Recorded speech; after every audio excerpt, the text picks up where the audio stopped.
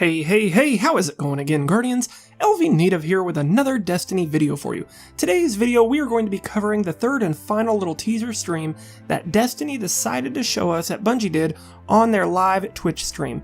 This time, they were focusing on all the weapons and armor that we can earn, but before we get into that, let's go ahead and take a really quick look at the feature comment of the day. And today's comment comes to us from Ferris Khan, and he says, I think I should be the feature comment of the day because I have watched all of your videos.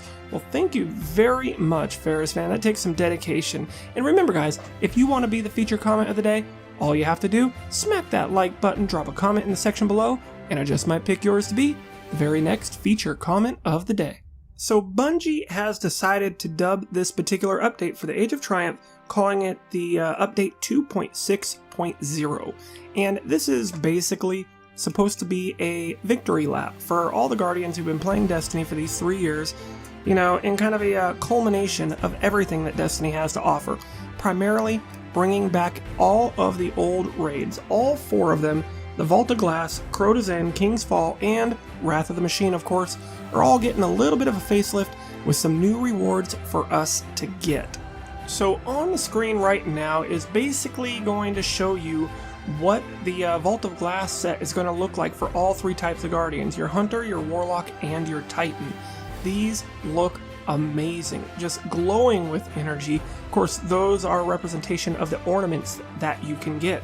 Now, these ornaments can be got for every single piece of armor in every single raid. So, you know, the Vogue, the Crotas, the King's Fall, and Wrath of the Machine are all going to have new ornaments for you to, put onto them to give it that different look, whether it's glowing or, what other type of visual effect that you are going to see from those ornaments.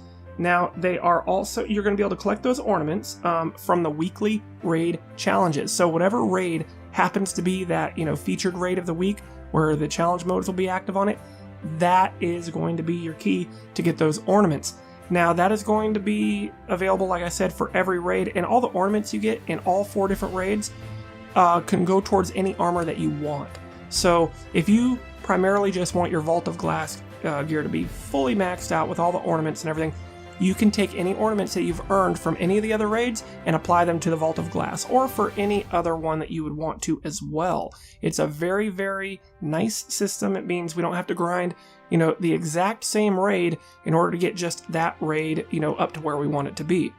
As far as some of the weapons that you can get, these are all Vault of Glass weapons here, so everything that you used to be able to get in the Vault of Glass, you can now at the current light level. You can see there they got the Fatebringer, easily my favorite weapon in the game that I'm, really excited to get back. But what they've done is they've taken all these raid-specific, legendary weapons and have given them an exotic version that has an ornament that you can actually add that elemental damage to.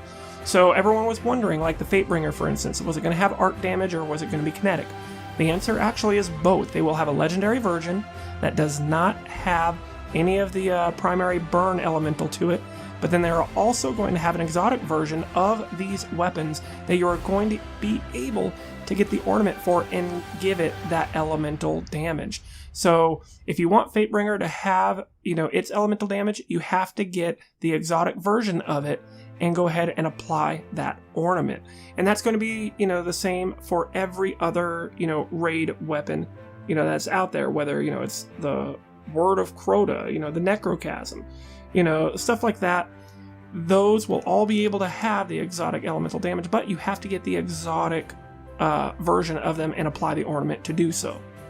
Okay, so here is a look at the Crotas End armor, and you actually see that green energy, that spiraling energy that comes out of them. That is pretty cool. It's interesting to see if that's going to act as a shield. The way that they described it is, you can see, like, when you shoot a Guardian, that glow goes away for a couple of seconds as it kind of, brings itself back on. But just something that he said, that Deej said during this Twitch stream, was that it kind of protects you from that first shot. He mentioned something like that. I don't know if that's the case. I don't believe so. I think you'll still take damage, Because otherwise it would just be like a permanent barrier that everybody has, you know, that can take one bullet or something. I don't think that's what's going to happen, but it was just weird the way he explained it. So we'll just have to see once we get in-game how that actually works. Alright, as far as the Crota weapons, you are going to, of course, have the Word of Crota, the Necrochasm, and they are bringing back, kind of, they're not bringing back the Black Hammer. They instead are going to be replacing that as the Black Spindle for the reward that you can earn. Now, the Black Spindle is still a fantastic sniper rifle, easily one of my favorites. However, they just decided that the Black Hammer would have been a little bit too powerful to bring back. So instead of giving us that, they're giving the watered-down version of the Black Spindle. Up next on deck is all of the King's Fall armor sets for all 3 characters. And of course you can kind of see them all carrying all of the weapons, of course, from the King's Fall, the Touch of Malice and everything else. Now, the like I said, the Elemental Exotic Primaries, you know, fall for every single raid. So every single one of those weapons, you know, if you wanted to be able to fire that elemental damage, you're going to be able to. Now, interestingly enough, the King's Fall and Wrath of the Machine raids normally did not have primary weapon burns. You know, they did not have that elemental damage to them. They are bringing them back with elemental damage in the exotic version of those weapons.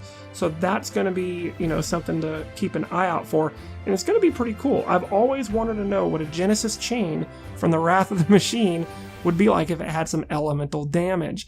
So that's going to be something to look forward to. And these sets, if they just look amazing. They've done some really good work with them. And the energy on this one also recovers over time after it takes a shot. So it's kind of a visual representation. Think about that. If everyone in your, you know, raid team has that type of set armor on, you can tell who's taken damage and who hasn't. That might be able to help you out with some of your decision making. I don't know. But it's cool as hell anyway to look at, even if it doesn't give us any intrinsic value. It's really, really cool to look at. And then last up here for the armor, of course, we're going to be taking a look at the Wrath of the Machine, all of the updated armor for that. Again, all of your same weapons and everything are going to be available. I'm actually going to leave this set on the screen here where I also talk about a couple other changes that are coming with this update. Some of these you know about, some of them we are hearing about for the very, very first time. So, starting things off, your auto rifles are going to get a max damage range without fall off. Basically what's going to happen is you can hit people without losing any more damage from a little bit further away. I think it's something along the lines of 3 meters. They said it's not a huge difference, but your auto rifles across the board will just be slightly more powerful. Always looking forward to that because we got some great auto rifles that I want to play with, especially with all these new raid auto rifles. But they're okay. Auto rifles are okay since that last update, but they've needed a little bit more of a buff. Hopefully, this can be the one that sends them right into that range to where they're as viable as hand cannons or anything else. That being said about hand cannons, don't freak out guys, but they are going to do a slight nerf to the hand cannons. Again, just on the max range before that damage fall off occurs, it's going to be brought in just a tiny bit. They said it's not going to make a huge difference, but you know, there still will be a difference there. So, forgot about it. Sorry, I was about to leave it with just the Wrath of the Machine armor. Let me actually go ahead and show you one more set of armor. Now, this is going to be the set that you can acquire from all of those treasure boxes that you can get, you know, for this particular update. So the Age of Triumph treasure boxes, I forget the exact name of them right now, but those that you can get 3 of them a week for your account are going to be able to carry, you know, randomly the different pieces of this set of armor. So if you're looking to complete this set, you're going to have to make sure you collect as many of those boxes as you can, or, you know, if you've got the funds and means to do so, shell out a bunch of real money in order to get a bunch of boxes, and you can complete your set that way. So I almost forgot to bring that out. I definitely want to make sure, you know, that I showed you all of the armor that they had brought to us. Health gen rechanges are being rolled back. Basically, there was supposed to be a Hungering Blade, you know, change, and oops, on Destiny, they accidentally applied that change to almost everything out there that gives you health regen. So it's been a big cluster for a while, but they're going to plan on fixing that on Tuesday when this update goes live. So what they're going to be doing here to help kind of that health regen the way it was supposed to is on the stuff like the Red Death and the Hungering Blade. Those are going to keep the the change that happened, but they are going to buff it. So instead of starting your health recovery, when you get a kill, it's going to give you a chunk of health per each kill. It is going to work a little bit better than it does right now, because the amount of health that gives you for each kill is going to be increased by a decent amount. So it should help with your survivability. I think this is going to be great for people when they are Hungering Blade going into a group of enemies. Not so much when they're just trying to pick off the stragglers, because you would rather have your health start regen back instead of just getting that chunk back. But all the other stuff that wasn't supposed to have that applied to it, that they didn't want applied to it, they're basically going to roll it back to how it currently was before that last update, which is always nice. Speaking of the hunters, your blink ability is going to be getting a little bit of a buff as far as its increase to the recovery speed. So they've been blinking nerfing blink for a while over the past few updates, and right now it's really not usable in my opinion. They've realized that as well, that they might have gone a little carried away with it. Part of what made Blink such a powerhouse is because of how good shotguns were.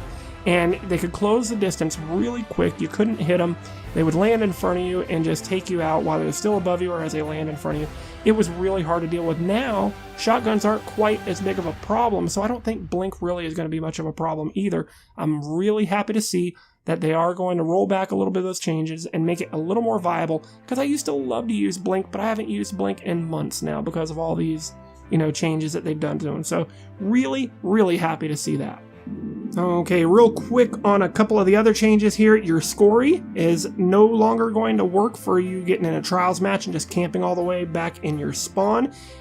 You have to get a kill with it you have to get a kill while Scory is equipped, and then for 1 minute it will give you that increased regeneration of your super for your allies. So you actually have to kill someone to proc that, and at the beginning of every round it's going to reset to where you have to kill someone again. So you could still run Scories, if you want. You just can't abuse the power of them by hiding in the back and letting all your team get your supers full and then go lay waste. You won't be able to do that quite as easily.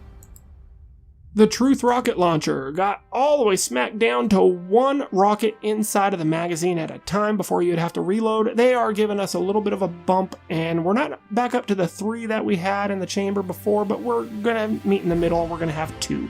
But they're also going to give an increase to the Truth rocket launcher to have the fastest possible reload animation with it. So that's a little bit of a give and take. We do lose, 1 extra rocket from what we had before this last update, but when we do have to reload, it's going to be done at a much quicker pace. Let's see here. The No Land Beyond is no longer going to be in the realm of I don't suffer from your flinch, you other snipers. They are going to have this flinch applied to the No Land Beyond just like it does to the other snipers. So if you've been really good with the No Land Beyond and abusing the fact that you don't get head glitched or anything like that when you're trying to shoot someone, you're going to have to change up your playstyle just a little bit to compensate. And let's see here, your sidearm is only going to respawn with about 1 mag worth of ammo. It won't be able to continually stockpile the way that it was. That is a fantastic change because sidearms were becoming a huge, huge problem inside of the Crucible. I think that is going to help kind of reel it back a little where they're not quite as, just hard to play against as they currently are. And last little update that they mentioned to go along with the changes on the sidearm ammo, whenever you pick up special ammo, it will now act like it does with the heavy. It will instantly load you a magazine with it without you having to stop and reload and go through the whole animation. This means you and another, enemy guardian are running for that same special box. You happen to open it up while you have your shotgun equipped. It is going to get the ammo instantly. You don't have to reload, so you can quickly take out that other guardian. This ought to speed up the play a little bit for people, not camping the special boxes quite as much. It's just really going to be nice that the second you pick it up, you're going to have that special ammo ready to fire. It was bad enough that they made it where we lose all of it every time we respawn, but at least now when we pick it up, it instantly will go into our weapon ready to fire. We do not have to load it. So that's gonna do it, guys. There's a lot of information to go over. Thank you for sticking around this whole time. If you did, put hashtag made it to the end. That way I know who's sticking around for all of this. And like I said, there was a lot of information. I just want to make sure I got all of it to you guys. I want you to be the most well-informed audience there is out there. And you can always do so by continuing to watch these videos. Anytime there's updates or anything, I will do my best to get that information out to you as fast as possible. Sometimes it might be the next day, you know, if I happen to be working when that information comes out. But when I'm not, I will do the best that I can to get the information to you guys as fast as possible. But as always, Guardians, this is LVnative. You guys are awesome, and I will see you in the next one.